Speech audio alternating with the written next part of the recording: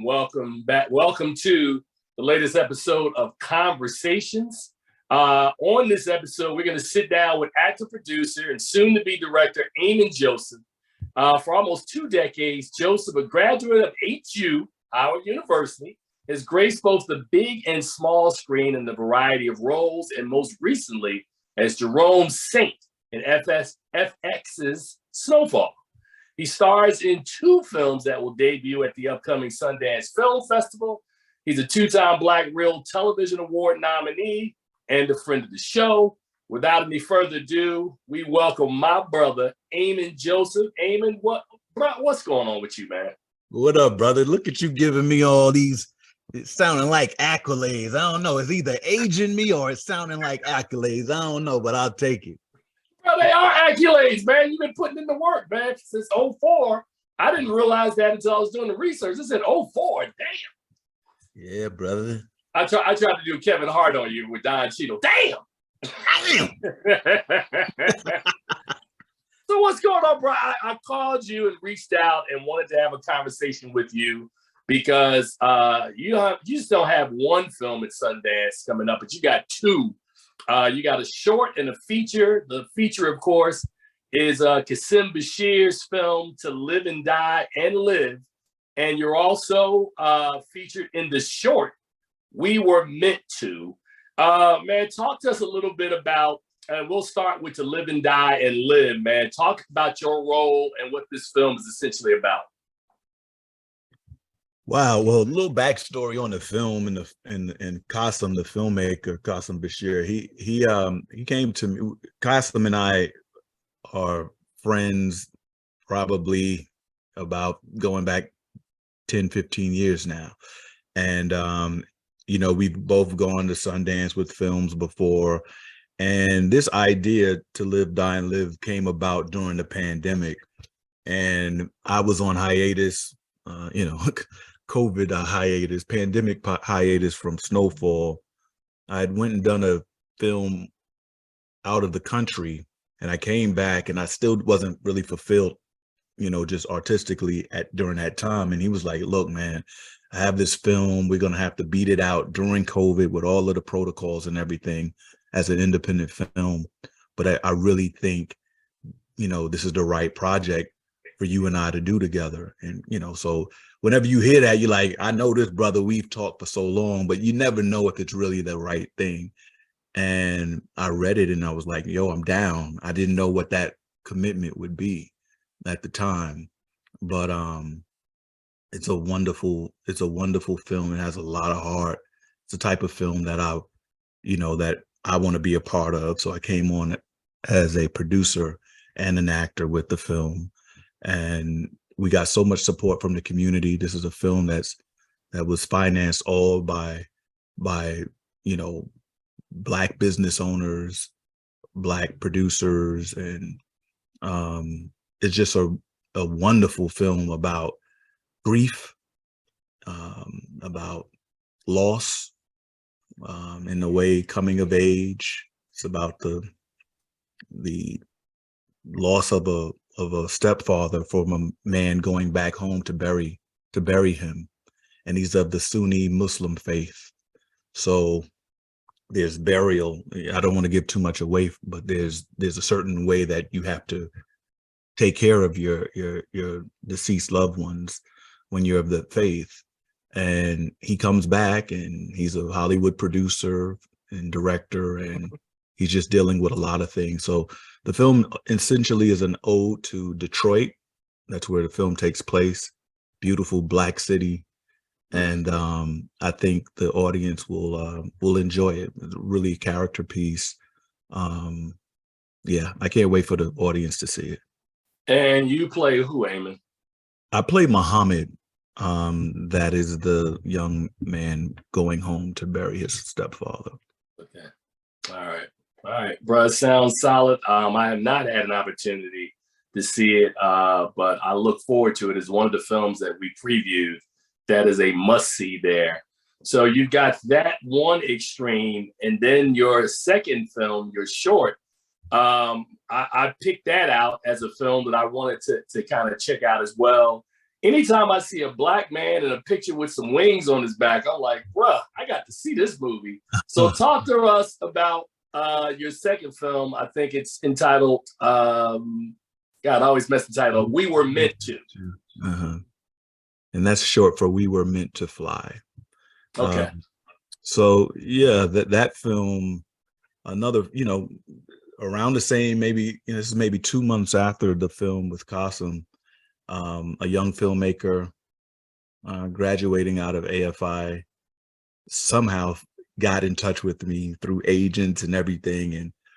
And part of what I want to do as a creative is always have an open door for young creatives that have vision and are the next crop of filmmakers and storytellers that keep continuing to tell, that I think that's just part of the legacy that I have to have. It's really important to me.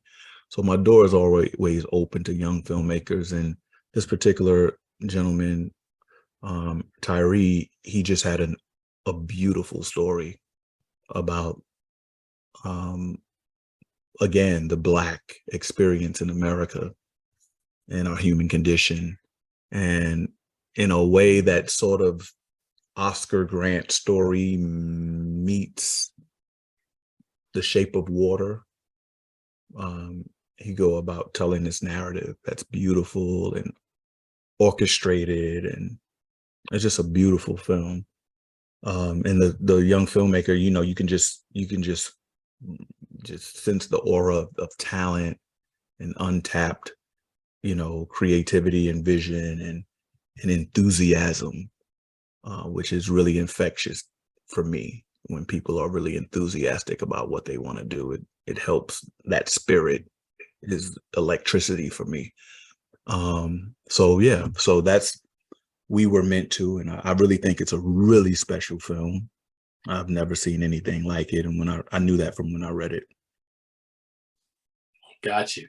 All right, man. So look forward to, I think I sent out a request to try to see a screener of that, because as a rule, Amin, man, I'm not watching shorts at the festival, man. So I try to watch a lot of the shorts. That's your bad, bro. That's your bad, That's your loss, bro. You don't gotta tell me about your losses out here, I hate you so much right now, man. So in addition to all this work that you were doing during the pandemic, man, Snowfall is coming back for its final season, man. And I'm telling you, bro, I have enjoyed. I mean, when I initially saw the show in season one, I knew you, but before we were introduced to Damson Idris and the rest of the talented cast, man, I think it was all about John Singleton and his vision that he had to tell another South Central LA story using the Ricky Ross drug, inspired largely by that story.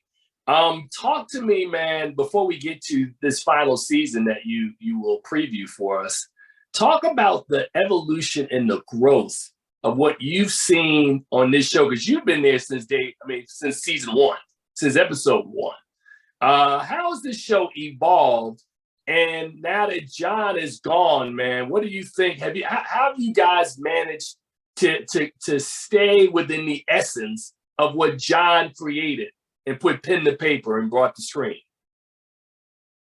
Well, first of all, you don't replace a monument of a man like John Singleton, right? So the vision and again the collaboration that he set out with FX and the producers and the showrunners of Snowfall. At this point, we have to trust that essentially that's in the good faith of all the vision and the creativity that he had given us before he passed, So we all kind of walk with that circle of truth around our head. But starting from the beginning, we started Snowfall with a lot of, again, that word enthusiasm to be able to tell this story unapologetically. There's a lot of truth and power with this particular story, because it's not painting our government and different entities in the best of light. So that's always been a challenge, let's just call it what it is, with our show, of of sort of walking that balance of how do you tell it and how do you tell that with a entertaining narrative that could last 6 seasons as it has. So I think on that side, I think we've done a great job. You know, I think we found through the pandemic, we found an audience. We had a core audience at FX, and the numbers were really solid at FX. But with the adoption of Hulu and being able to people, you know, just opening it up to another fan base next day on Hulu, and the way that streaming was taking off, you know, our show rather was in there was like this little spot where streaming hadn't hit, you know, the tipping point of subscribers when we started our show. It was still a market for cable. It was still a market for even broadcast in a way that since the business has sort of evolved for where the eyeballs are. So once those eyeballs came over to, you know, once our show went over to Hulu, I think it just opened it up in a bigger way, and it became one of the most aired show, you know, watch shows in cable, period, and also on the streamer, you know. So it got popular, and people were able to go back and binge it and see it from the first season and catch up on the story. And we have an audience that's used to binging now, you know. So I think all of that helped with the show. And like I said, storyline wise, it's just about staying with the integrity of what this meant to the community, what this meant to the African American and the Latino communities that were affected by this drug, and the way in which it was the way in which some of the drug found its way into our neighborhoods. So let's fast forward, man, to season 6, which is now the final season. We talked about you as an actor, and you know, we talked a little bit about you know putting on a producer hat for To Live and Die and Live.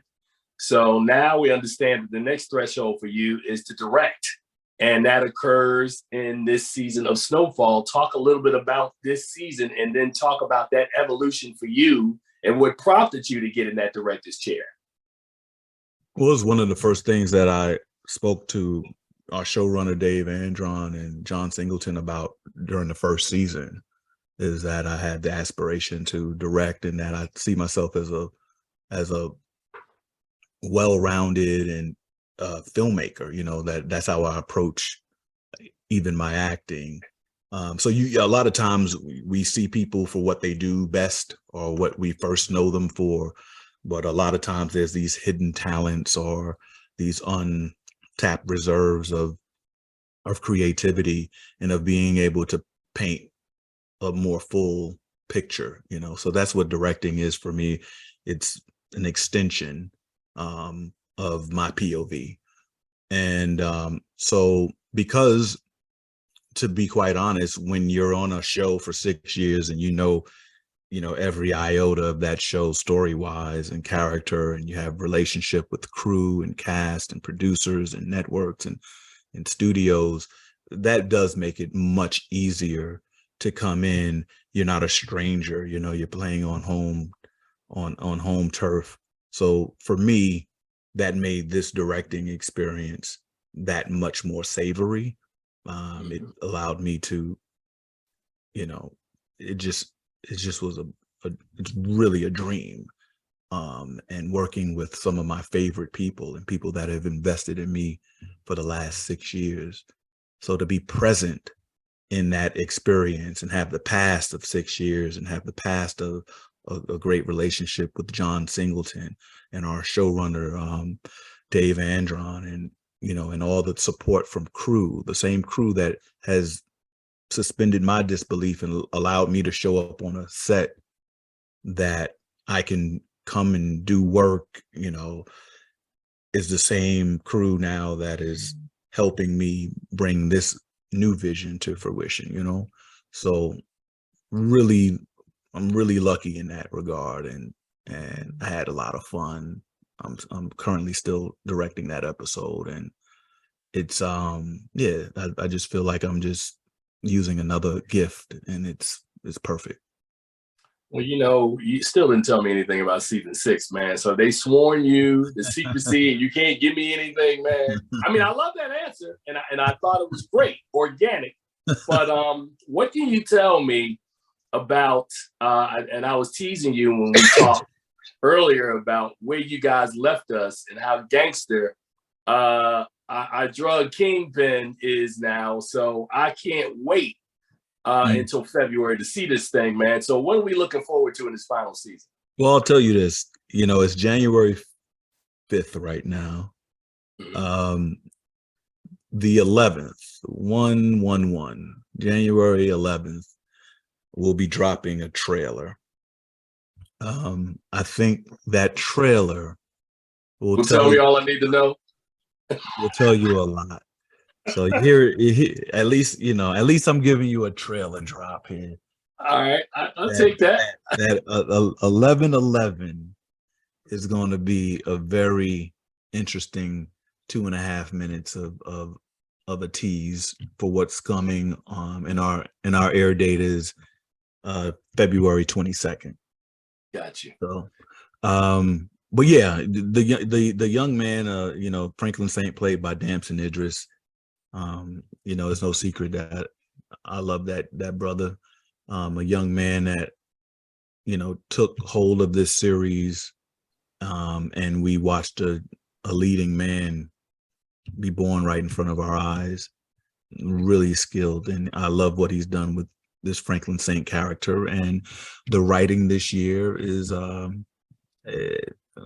he's gonna continue to go through a lot of stuff, and as we see, family is at the helm of that now.